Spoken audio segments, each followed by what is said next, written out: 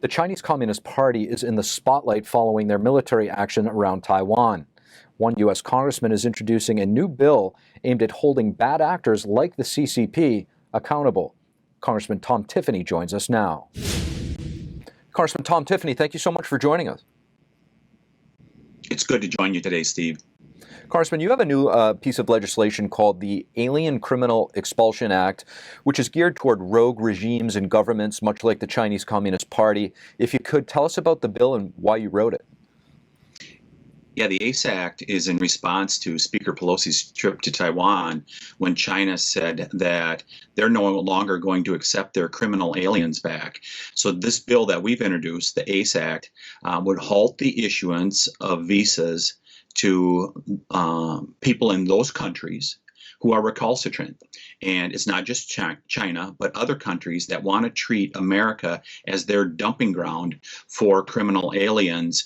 We will no longer accept visas from their countries under the ACE Act. So, Congressman, if you could just break it down a little bit further, when China stops cooperating with the U.S. In deportation efforts, what exactly does that mean? Yeah, so what happened was Speaker Pelosi made her well-publicized trip to Taiwan, and in response to that, China announced a number of initiatives, I think there was 9 points to it, that said that we're going to retaliate in this way in regards to the trip to Taiwan. One of them saying we're no longer going to accept criminal aliens from China who are in the United States. They're no longer going to accept them back into China.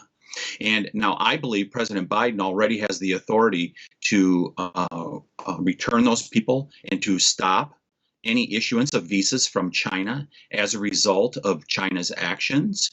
But this would bolster it. This would put it in statute that says specifically, if you're a recalcitrant country, like communist China is right now, not accepting your criminal aliens back into your country from the United States, then we're going to stop the issuance of visas from your country.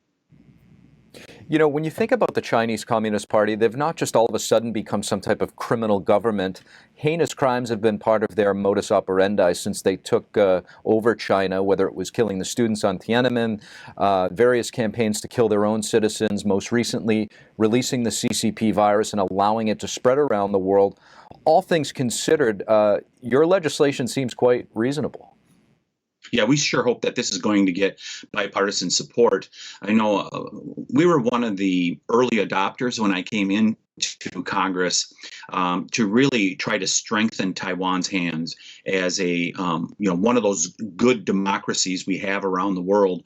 And you continue to see the communist Chinese with their saber rattling and trying to threaten Taiwan. I think this is a very important time for America to stand strong. It is no time for American weakness.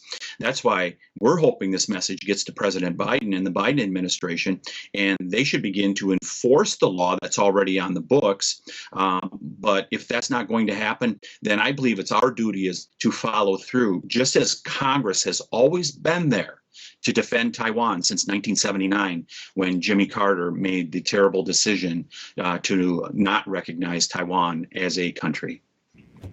Congressman, why do you think we've seen such a reluctance by governments around the world, including the United States at times, to meaningfully hold the CCP accountable? I think when all you have to do is look at corporate America, you just need to look at Nike, Apple, companies like that. And they so desperately want this marketplace in China that sometimes they will compromise their values. They'll compromise their principles. And that's what some countries are doing also. And some of them are being put in a very difficult spot, like Sri Lanka, which agreed to some money via the Belt and Road Initiative. Now they got to pay it back. They're in a really tough spot. And we keep emphasizing, don't get in bed with communist China if they're going to ultimately extract concessions from you, much like they're trying to do with the United States right now as a result of Speaker Pelosi's trip to Taiwan. America needs to stand strong, and we will prevail in the end, but America has to be strong, and the Biden administration has just shown weakness to the communist Chinese government at this point. It's not serving our interests. Wisconsin Congressman Tom Tiffany, thank you so much. It's good to join you again, Steve.